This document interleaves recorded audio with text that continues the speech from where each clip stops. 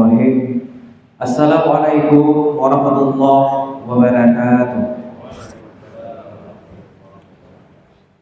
Bersyukur dengan mengucapkan Alhamdulillahirabbil alamin. Berselawat kepada Nabi Muhammad dengan mengucapkan Allahumma salli ala Sayyidina Muhammad. Yang kami hormati sekaligus ucapan ribuan terima kasih kepada seluruh pengurus Masjid Nurul Yakin Kampung Jomblang dan juga kepada seluruh jamaah tetap, jamaah setia Gerakan Pemuda Subuh. Sampai pada hari ini kita telah mencapai GPS. Sebelum kami menginformasikan tata pelaksanaan sholat subuh pada hari ini, ada beberapa informasi dan pengumuman yang kami informasikan kepada seluruh jamaah GPS bahwa untuk sementara kita melihat kondisi jamaah pemuda yang masih kurang dan minim di saf-saf Gerakan Pemuda Subuh. Untuk sementara GPS mungkin ditiadakan dan akan dihadirkan kembali Gerakan Pemuda Subuh setiap awal bulan Sabtu subuh. Namun nantinya GPS tetap bergabung dengan SMS nantinya di Ahad. Kita akan fokuskan kepada Ahad subuh. Kemudian untuk GPS selanjutnya mungkin bulan depan di Masjid Baitur Rahman Kota Losmawe 4 Oktober 2025. Kemudian ada beberapa juga program selain kegiatan GPS rutin setiap Sabtu subuh. Kita juga akan melakukan inovasi ataupun program-program seperti GPS Kopi, yaitu kajian anak muda nantinya setelah SMS di warung kopi di masjid diadakan SMS-nya yang terdekat, dan juga nanti sudah ada beberapa komitmen dengan pihak owner kopi, yaitu akan diadakannya kajian malam nanti dan akan diisi oleh ustaz-ustaz muda untuk pergerakan anak muda. Dan juga nanti kita akan kembali turun ke GPS Sawu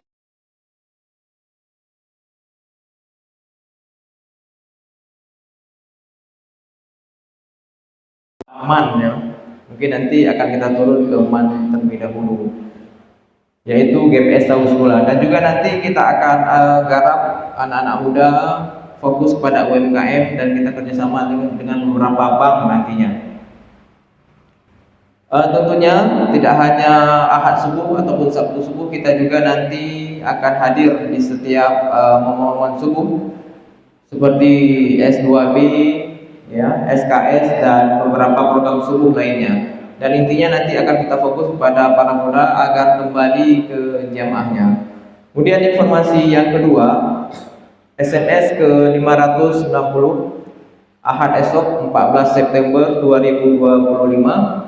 Marilah sama-sama kita mengunjungi Masjid Babul Jannah Kampung Alulim. Untuk SMS Ahad esok di Masjid Babul Jannah Kampung Alulim.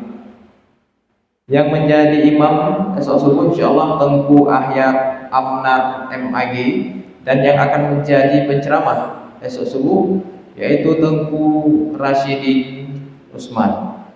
Jamaah yang dimuliakan Allah Subhanahu wa taala, adapun tertib gerakan pemuda subuh pada hari ini yang bertindak sebagai muazzin tadi yaitu Tengku Muhammad Salfa Al-Suhaimi. Beliau merupakan santri Dayah Darul Ulum Al-Munawwarah Kota Losmawe. Dan baru saja kita telah menyelesaikan sholat subuh secara berjamaah yang diimami oleh Tengku Ahmad Fauzan SZA. Beliau merupakan imam muda GPS Losmawe. Dan sebentar lagi marilah sama-sama kita mendengarkan tausiah yang akan diasuh oleh guru kita bersama, Tengku Surya Hanafiyah SAG MPD. Beliau merupakan kepala MAN Kota Losmawe.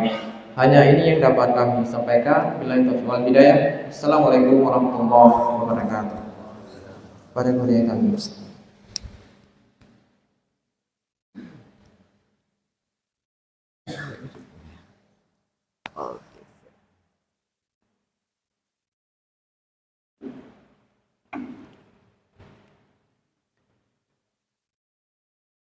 Assalamualaikum warahmatullahi wabarakatuh. Alhamdulillah, alhamdulillahilladzi arsala rasulahu basyiran wa nadhira wa da'iyan ila Allah bi'idnihi wa sirajan munira. Allahumma salli ala sayyidina Muhammadanil Mustafa wa ala alihi wa ashabihi dhawiz zuhdi wat tuqa, amma ba'd. Pertama-tama, marilah senantiasa kita bersyukur kepada Allah Subhanahu wa ta'ala atas berbagai macam limpahan rahmat, nikmat dan karunia Allah yang tidak henti-hentinya selalu Allah berikan dalam hidup dan kehidupan kita. Kalaulah kita mampu bersyukur, Allah Subhanahu wa ta'ala berjanji akan senantiasa menambah rahmat, nikmat dan karunia-Nya kepada kita semuanya. Tetapi kalau kufur, maka ingatlah sesungguhnya azab Allah itu sangat-sangatlah pedih. Mudah-mudahan kita semuanya termasuk ke dalam hamba-hamba Allah yang bersyukur. Salawat beriring salam marilah sama-sama kita sampaikan kepada junjungan alam Nabi besar Muhammad sallallahu alaihi wasallam beserta keluarga dan sahabat beliau sekalian. Kepada para ulama, baik ulama yang mutaqaddimin maupun ulama yang mutaakhirin, serta seluruh ulama yang mu'tabar.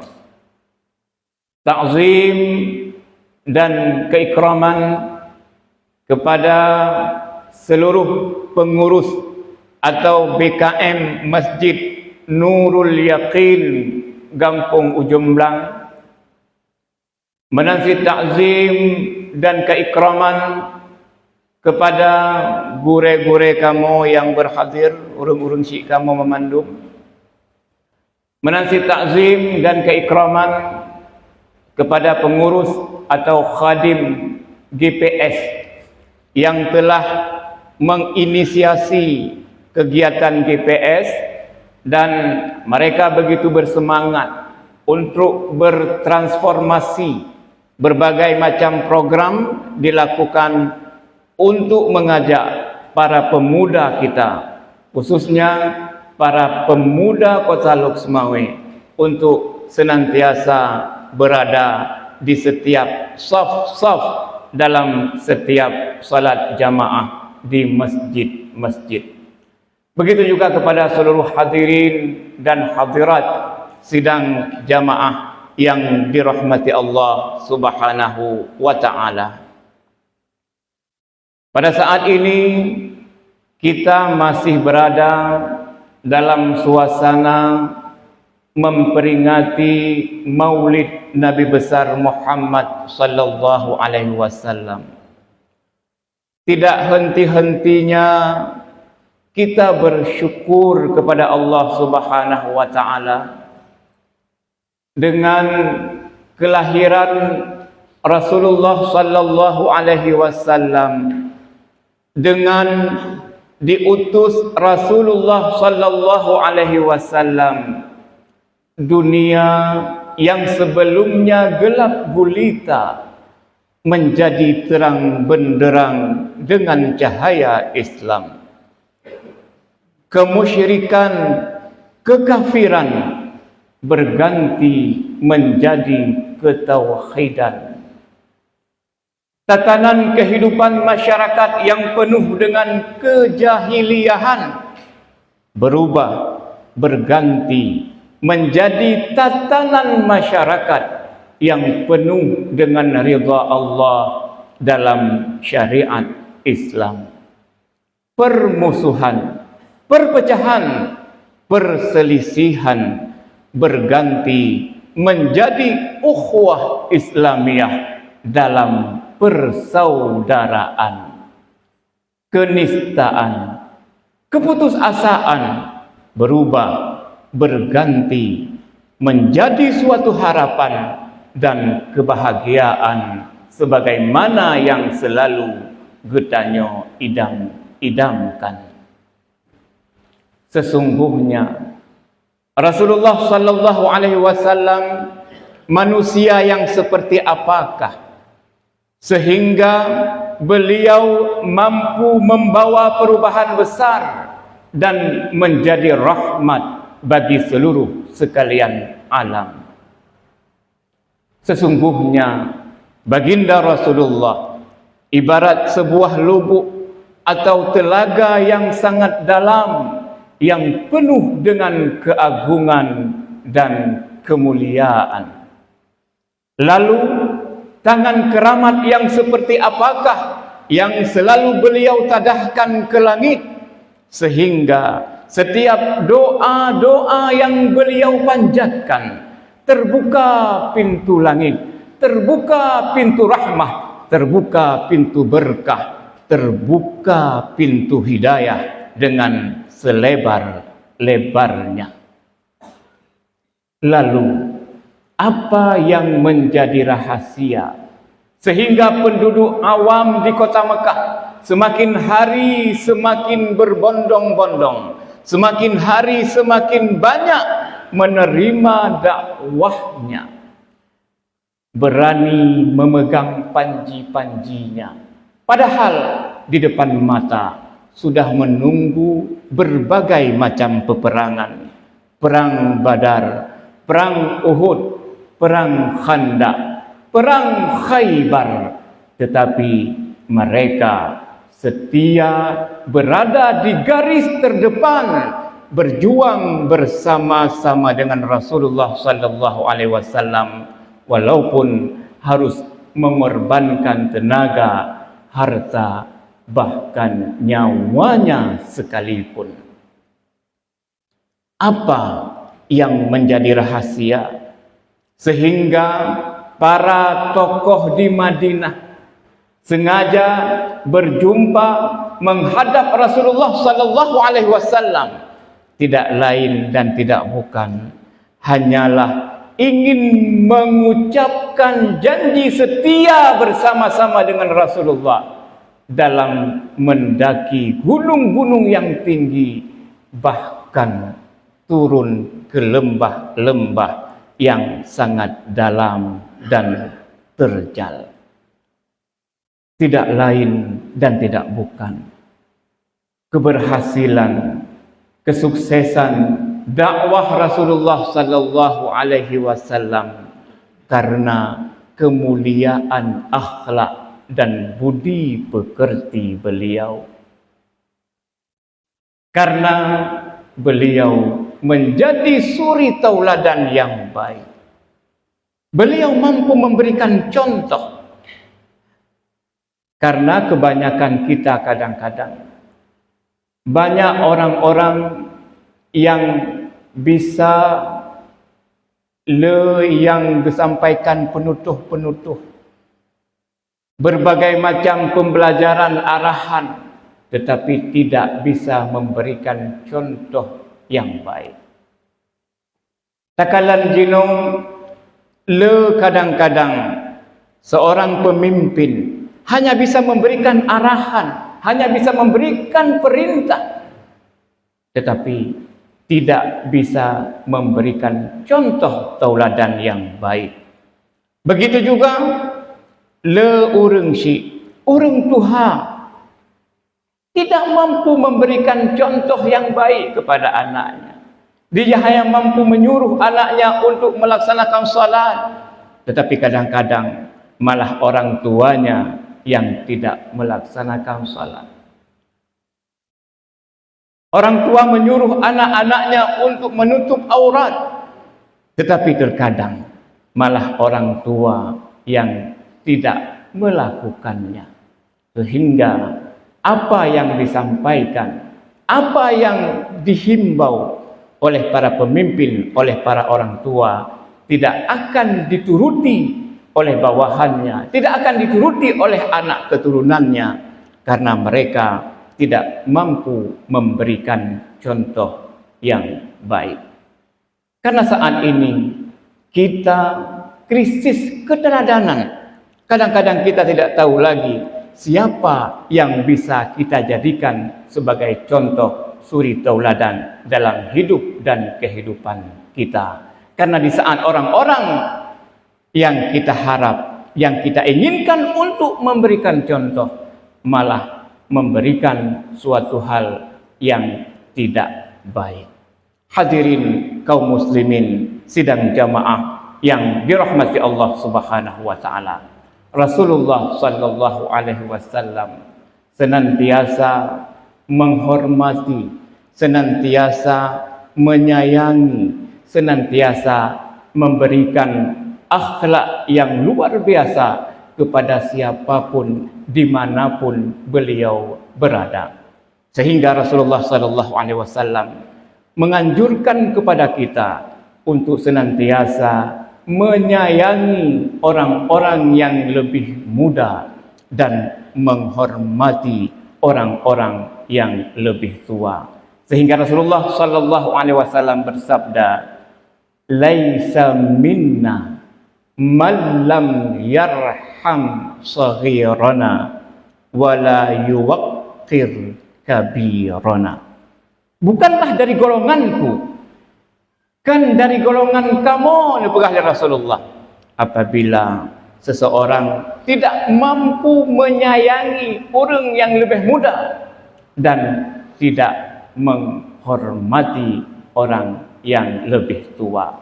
Sehingga kemuliaan akhlak Rasulullah sallallahu alaihi wasallam begitu disegani, dihormati baik oleh kawan maupun oleh lawan. Anas bin Malik, beliau menceritakan bagaimana akhlak Rasulullah sallallahu alaihi wasallam. Karena Anas ini pernah berkhidmat membantu Rasulullah sallallahu alaihi wasallam selama 10 tahun lamanya. Ini Anas berkata, dari Anas bin Malik radhiyallahu anhu qala ma masistu di bajaw wala hariran alyana min kaffi Rasulillah sallallahu alaihi wasallam wala syamimtu raihatan qattu atyaba min raihati Rasulillah sallallahu alaihi wasallam. Dipegah oleh Anas bin Malik, Lun pernah memegang sutra, baik itu sutra yang tebal maupun sutra yang tipis. Tetapi tidak ada saya dapatkan sutra itu selembut tangan Rasulullah sallallahu alaihi wasallam. Begitu juga saya pernah mencium wewangian, berbagai macam wewangian pernah saya cium, tetapi tidak ada yang sewangi Rasulullah sallallahu alaihi wasallam. Kemudian dipegah oleh Anas, walaqad khadamtu Rasulullah sallallahu alaihi wasallam asyara sinin fama qala li syai'in fa'altuhu lima fa'altahu wala li syai'in lam af'alhu ala fa'alta kadza. Ini pegah di Anas, Lun pernah berkhidmat membantu Rasulullah sallallahu alaihi wasallam selama 10 tahun lamanya, tetapi beliau belum pernah berkata kepadaku terhadap sesuatu yang aku lakukan. Pu yang kagepubut li Anas bin Malik, Rasulullah tidak pernah berkata, kenapa engkau melakukan seperti ini? Bahkan kata tak berlaku lagi. Atau sesuatu yang sudah aku lakukan, atau sesuatu yang belum aku lakukan. Sesuatu yang belum aku lakukan, Rasulullah sallallahu alaihi wasallam tidak pernah berkata, kenapa engkau belum melakukan hal itu? Padahal Anas bin Malik pada saat itu masih berusia muda yang tentunya penuh dengan kesilapan dan kelalaian, tetapi tidak pernah sekalipun Rasulullah sallallahu alaihi wasallam menegurnya, bahkan tidak pernah memarahinya. Inilah akhlak yang ditunjukkan oleh Rasulullah sallallahu alaihi wasallam. Terkadang orang-orang yang sudah memiliki kekuasaan, memiliki pangkat dan jabatan, mempunyai kelebihan, bagaimana mereka menyuruh orang-orang di bawahnya dengan kata-kata yang tidak pantas, kadang-kadang juga dengan perbuatan-perbuatan yang tidak wajar. Terkadang ada pekerjaan-pekerjaan kantor yang dilakukan oleh bawahan yang begitu banyak. Bahkan setelah itu juga pekerjaan-pekerjaan rumah dari pimpinannya itu juga disuruh untuk dilakukan oleh bawahannya. Ini ditunjukkan akhlak yang sangat luar biasa oleh Rasulullah sallallahu alaihi wasallam. Kemudian Rasulullah sallallahu alaihi wasallam dalam menegakkan hukum, beliau begitu tegas dan penuh dengan keadilan. Tidak memandang siapapun yang melanggar, siapapun yang bersalah, pasti hukum akan ditegakkan dengan adil.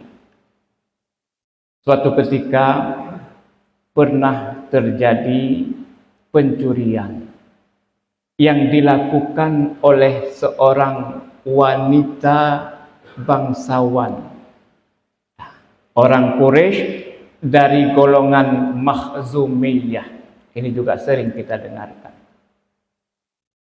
Jadi karena yang mencuri ini adalah seorang perempuan bangsawan, maka mereka berpikir, mereka bermusyawarah bagaimana caranya supaya hukum tidak ditegakkan dan perempuan ini dibebaskan dari hukuman.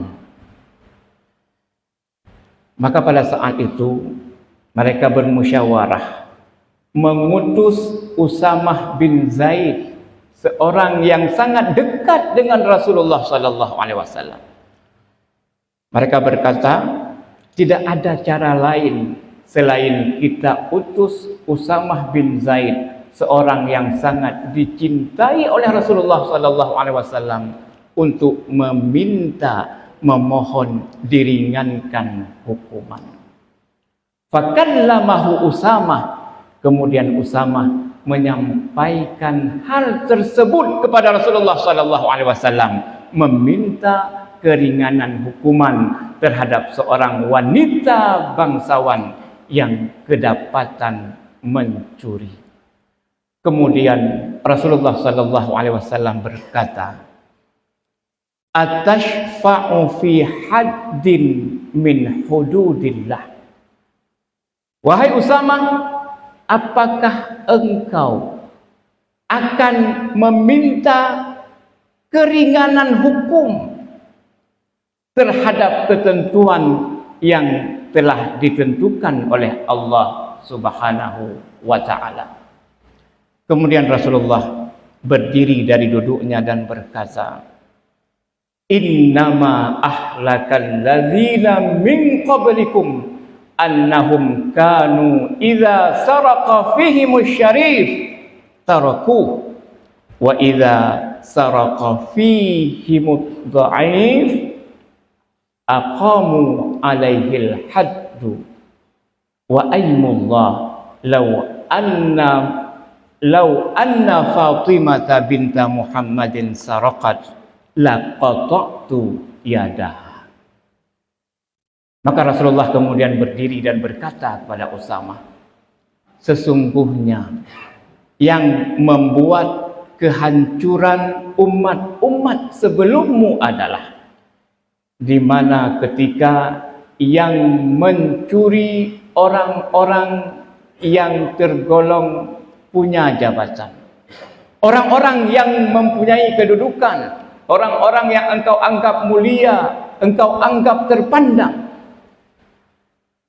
engkau tidak menegakkan hukuman kepada mereka. Hukuman tidak ditegakkan. Tetapi ketika yang mencuri adalah orang-orang yang lemah, orang-orang yang dhaif, di situ hukum engkau tegakkan. Maka kata Rasulullah berkata, demi Allah, seandainya Fatimah anak Muhammad itu mencuri, sungguh aku akan menegakkan hukum terhadapnya, yaitu memotong tangannya. Demikian ketegasan Rasulullah sallallahu alaihi wasallam dalam menegakkan hukum. Walau siapapun, orang-orang yang mempunyai pangkat dan jabatan, orang yang terpandang dari bangsawan, hukum tetap ditegakkan. Maka kehancuran suatu bangsa, kehancuran suatu negara di saat hukum lemah ke atas, tetapi tajam ke bawah. Ke atas tumpul, tetapi ke bawah sangat tajam. Ini yang membuat berbagai macam kejadian-kejadian yang terjadi selama ini. Ketidakpuasan masyarakat, terjadi demonstrasi di mana-mana. Salah satunya adalah karena tidak ada keadilan, karena hukum ditegakkan bagi orang-orang yang lemah, tetapi bagi orang-orang yang dekat dengan kekuasaan, hukum tidak ditegakkan. Karena akhlak dan kemuliaan yang dimiliki oleh Rasulullah sallallahu alaihi wasallam, banyak para sahabat yang senantiasa merindukan beliau. Ketika sedikit saja atau sebentar saja mereka tidak berjumpa dengan Rasulullah sallallahu alaihi wasallam, timbul kerinduan yang sangat mendalam. Karena apa? Karena kemuliaan akhlak dan budi pekerti Rasulullah sallallahu alaihi wasallam. Hadirin sidang jamaah yang dimuliakan Allah Subhanahu wa taala, mudah-mudahan dengan peringatan Maulid yang senantiasa kita lakukan, marilah sama-sama kita mengikuti, kita meneladani akhlak Rasulullah sallallahu alaihi wasallam. Karena urang-urang yang senantiasa berakhlak dengan akhlak yang mulia sangat dicintai oleh Rasulullah sallallahu alaihi wasallam. Karena Rasulullah sallallahu alaihi wasallam berkata, beliau bersabda, "Inna min ahabbikum ilayya wa aqrabikum minni majlisay yaumal qiyamati ahasinukum akhlaqa." Sesungguhnya orang yang sangat aku cintai dan paling dekat duduknya denganku nanti di hari kiamat, yaitu orang-orang yang baik akhlaknya. Semoga kita semuanya termasuk umat Nabi Muhammad yang akan mendapat syafaat beliau di hari kiamat kelak. Amin ya rabbal alamin. Inilah yang dapat saya sampaikan pada subuh yang berbahagia ini. Mohon maaf atas segala kekurangan dan kesalahan. Terima kasih atas segala perhatian. Hadanallah wa iyyakum ajma'in. Wassalamualaikum warahmatullahi wabarakatuh.